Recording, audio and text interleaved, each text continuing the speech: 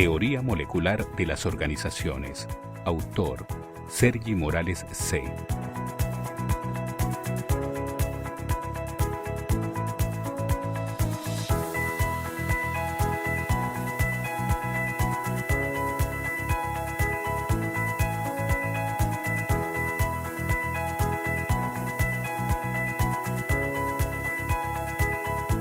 Las empresas y las organizaciones sustentan la calidad de vida en el planeta.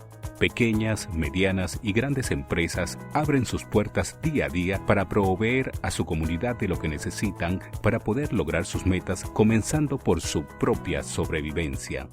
¿Tendrá alguna simpleza básica el fenómeno organizacional que permitiera comprenderlo en sus factores más fundamentales? Si observamos detenidamente una empresa, lo que inicialmente nos parecerá más obvio es que existe movimiento. Pero, ¿qué se mueve? Básicamente, lo que se mueve son cosas y personas en un espacio. Y se mueven impulsados por un propósito. Están intentando lograr algo. En apariencia, nos parece que todo se mueve en diferentes direcciones. Pero, ¿qué es lo que se mueve? Se mueven partículas. ¿Y qué es una partícula? En la teoría molecular de las organizaciones, una partícula es cualquier cosa con energía condensada en un espacio. Así, equipos, herramientas, maquinarias, materia prima, líquida, sólida o gaseosa, productos, artículos, documentos, cotizaciones, correos, dinero, facturas, llamadas recibidas o enviadas, ideas, las comunicaciones, cualquier existencia de materia en un espacio es una partícula. En la teoría molecular de las organizaciones, los clientes y los cuerpos de las personas también son partículas. Podríamos concluir entonces que un producto o un servicio es una masa de partículas que fueron controladas, movidas o transformadas de cierta manera para apoyar el movimiento de otras partículas. Ahora, ¿cuál es la razón para ese movimiento de partículas? Todo movimiento en una organización tiene un propósito. Si observamos el comportamiento humano, la mayoría de sus movimientos tienen un propósito. Están intentando lograr algo. La existencia parece exigir un propósito para el movimiento. Inclusive, lo que aparenta estar inmóvil tiene un propósito. Si conociéramos los diferentes propósitos que mueven los grupos de personas, podríamos concluir que movimientos parecidos tienen propósitos diferentes. ¿Qué hace que movimientos similares puedan tener propósitos diferentes? Las metas son diferentes. Todo propósito necesita una meta para poder manifestarse. Igual que una batería de automóvil, la energía se mueve por la distancia entre diferenciales de carga. En la teoría molecular de las organizaciones, el diferencial está entre el propósito y la meta. La diferencia de carga entre dos puntos genera el movimiento de la energía. En una empresa, todo movimiento de partículas tiene un propósito y debe tener metas para manifestarse. Podríamos considerar que el logro de una meta es la condensación correcta de movimiento de masas de partículas relacionadas con un propósito. Las partículas se mueven o son movidas siempre relacionadas con un propósito. Entonces, las empresas son creadas con un propósito y mueven una inmensa masa de partículas para la creación de sus productos o servicios y ayudar en el movimiento de sus clientes y sus comunidades. La teoría molecular de las organizaciones explica los movimientos especializados e indivisibles de partículas que se debe realizar en una empresa para que logren sus propósitos y metas. Observando y analizando los movimientos de masa de partículas, se pudo aislar 6 factores y 18 variables comunes a cualquier tipo de organización. Un primer factor sería el de ingreso, es la entrada de partículas, pero ¿cuáles características deben tener esos movimientos de partículas? Por ejemplo, una empresa debe tener ingresos de dinero que entren con una frecuencia, calidad y cantidad determinada que permita predecir la actividad de la organización. Entrega corresponde al segundo factor. Los productos y servicios deben ser entregados en cantidad, con calidad y frecuencia para lograr la permanencia de la empresa en el tiempo. Estos dos factores son dirigidos por la gerencia, que determina la ruta a seguir, la supervisa y se asegura de lograr las metas establecidas para que el propósito de la empresa se pueda cumplir. ¿Y qué se necesita para dirigir? Un plan, supervisarlo y metas establecidas. ¿Y qué necesita un plan para poder lograrse? Organización, que es el siguiente factor. La empresa necesita organizar sus actividades, documentarlas y luego las controla a través de indicadores, resultando con esto la generación de responsabilidad. En la teoría molecular de las organizaciones, la responsabilidad es la asignación de cantidades de energía transformadas en entusiasmo y esfuerzos en el movimiento de masas de partículas que permiten un resultado específico. Se podría decir que responsabilidad, resultados óptimos y productividad son equivalentes. Ahora bien, ¿quiénes mueven toda esa cantidad de masas de partículas? La respuesta se encuentra en el siguiente factor, que es el de personal. En la teoría molecular de las organizaciones, lo llamamos terminal, porque estos son los que reciben, mueven, transforman y entregan partículas. Para que el movimiento sea correcto, completo y oportuno, el personal debe saber, querer y poder hacer su trabajo.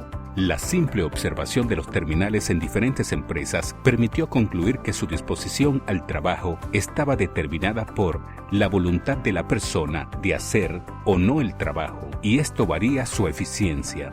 Ahora, ¿qué produce esa variación de eficiencia? Los modelos de acuerdo.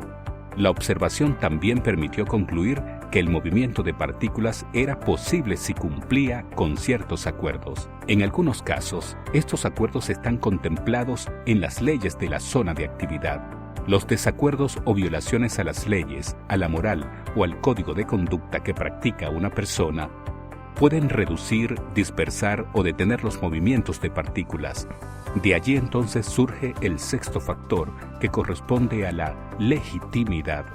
Una orden que se le es dada a un personal no debe violar la ley, debe estar dentro de las normas y políticas de la empresa y no debe violar el código personal de quien la ejecutará, para que sea cumplida de forma correcta, completa y oportuna. Una orden legítima será llevada a cabo con dedicación.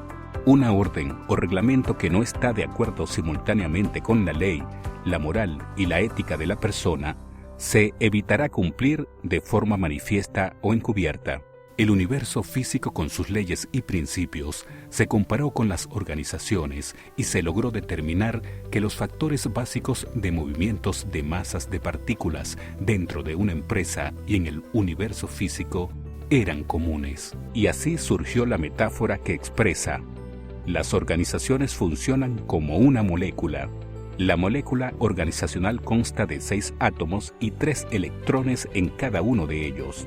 ¿Por qué es tan importante comprender y memorizar la metáfora? Porque nos permite recordar fácilmente todos los factores con sus variables que deben ser controladas para lograr las metas y propósitos de nuestras empresas.